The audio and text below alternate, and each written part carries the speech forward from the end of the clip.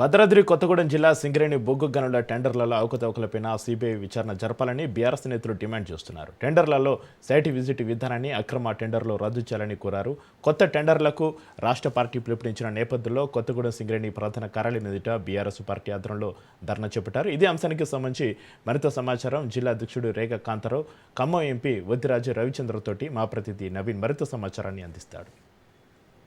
సింగరేణి బొగ్గు గనుల్లో జరుగుతున్నటువంటి ఏదైతే ప్రైవేటీకరణ కావచ్చు లేకపోతే అక్రమంగా టెండర్లు ఇస్తున్నారంటూ కూడా రాష్ట్ర బీఆర్ఎస్ పార్టీ పిలుపు మేరకు ఇటు కొత్తగూడెంలో ఏదైతే సింగరేణి హెడ్ ఆఫీస్ ముందు ఏర్పాటు బీఆర్ఎస్ ఆధ్వర్యంలో అయితే ధర్నా నిర్వహిస్తున్న పరిస్థితి కూడా ఉంది. అయితే ధర్నాకు సంబంధించి ఇటు జిల్లా అధ్యక్షులుగా ఉన్నటువంటి రేఖా కాంతారావు కావచ్చు, లేదు అనుకుంటే ఇటు ఎంపీ వద్దిరాజు గారు ఉన్నారు, వారిని అడిగి కొంత సమాచారం తెలుసుకుందాం. అన్న చెప్పండి, ఏదైతే సింగరేణి బొగ్గు గనుల్లో అక్రమ టెండర్లపై బీఆర్ఎస్ పార్టీ పిలిపించిన నేపథ్యంలో ఎటువంటి డిమాండ్ చేస్తారు?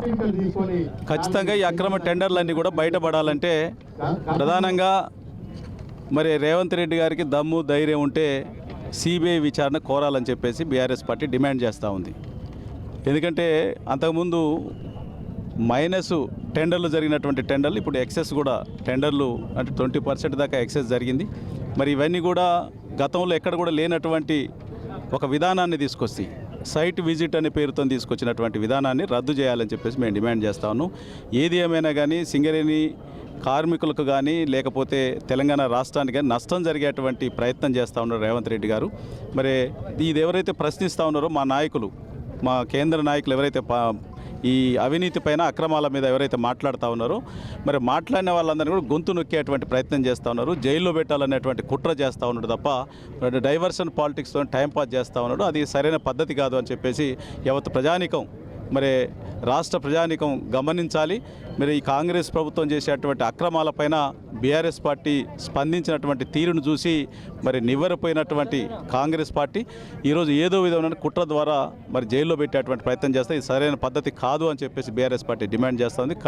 తక్షణమే దీనిపైన సిబిఐ విచారణ జరిపించి మరి అక్రమంగా జరిగినటువంటి టెండర్లు ఏవైతే ఉన్నాయో వాళ్ళ బావలకు బావమరుదులకు మరి అన్నదమ్ములకు ఏదైతే దూచిపెట్టాలనేటువంటి ప్రయత్నం రేవంత్ రెడ్డి చేస్తూ ఉన్నాడో ఇది సరైనది కాదు, అక్రమం అని చెప్పేసి బీఆర్ఎస్ పార్టీ డిమాండ్ చేస్తూ ఉంది. సార్, ఏదైతే ఇప్పుడు సిబిఐ డిమాండ్ చేస్తున్న పరిస్థితి కూడా ఉంది. ఒకవేళ సిబిఐకి వెళ్ళకపోతే మీరు ఎటువంటి ముందు ఏ విధంగా ముందుకు పోతుంది?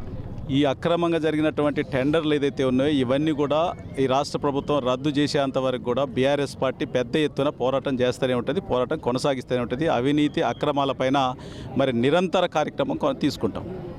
అదేవిధంగా వద్దిరాజు రవిచంద్ర గారు ఉన్నారు. సార్ చెప్పండి, ఏదైతే ఇప్పుడు సైట్ విజిటింగ్ అనేది కొత్త విధానం తీసుకొస్తున్నారు, దీనిపై సైట్ విజిటింగ్ అనే సిస్టమ్ పెట్టింది.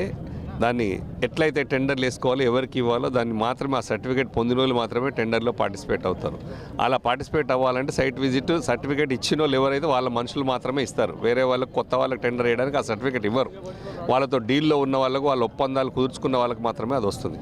కాబట్టి ఆ సిస్టమ్ రద్దు చేయాలి. ఇప్పుడు మీ మధ్యలో వాటాలు కుదరక రద్దు చేసినటువంటిదే కాదు, గతంలో చేసినటువంటి 7 టెండర్లను కూడా రద్దు చేశారు. అవి రద్దు చేయాలి.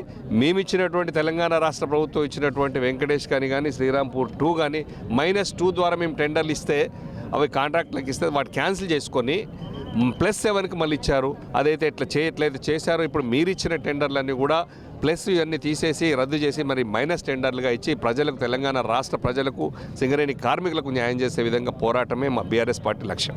సార్, సింగరేణి ఇప్పటికే నష్టాల్లో ఉందని కూడా చెప్తున్నారు. కానీ ఏదైతే 50 కోట్ల అంటే పెండింగ్లో ఉన్నాయి, దీని అన్నిటి చూసుకొని ఏదైతే 10 కోట్ల రూపాయలు మొన్న మెస్సీ వచ్చినప్పుడు సింగరేణి తరపున కూడా వీళ్ళు కేటాయించిన పరిస్థితి ఉంది. కార్మికుల్ని పట్టించుకోకుండా ఈ విధంగా అంటే కాంగ్రెస్ ప్రభుత్వం చెప్పినప్పుడల్లా డబ్బులు ఇచ్చాడు. దీన్ని ఏ విధంగా చూస్తారు? కేసీఆర్ గారు 10 ఏళ్లలో సింగరేణిని లాభాల పాట పండించారు. వాళ్ళు అనేక సౌకర్యాలు కల్పించడం జరిగింది. దాని నుంచి మంచి కోలుకున్నటువంటి సింగరేణి ఇప్పుడు దీనికి ఒక ఎండీ లేడు, దీనికి ఒక సీనియర్ ఐఏఎస్ అధికారులు లేరు, డైరెక్టర్లు. వాళ్ళు ఇష్టారీతిని నడిపించుకోవడం కోసం వాళ్ళకి అనుకూలమైన ఆఫీసర్లను అప్పటికప్పుడు వేసుకోవడం, టెండర్లు తీసుకోవడం, మళ్ళీ క్యాన్సిల్ చేయడం ఇవన్నీ జరుగుతుంది.